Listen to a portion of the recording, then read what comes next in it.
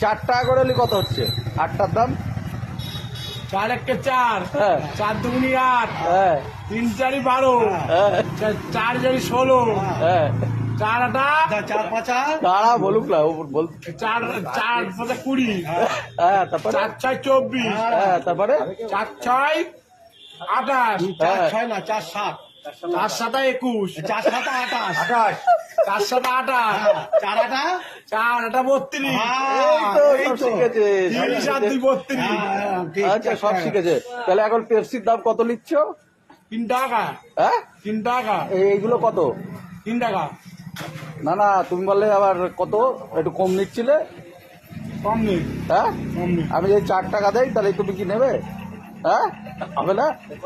কত নেবে? 6 টাকা যদি দেই তাও হবে না?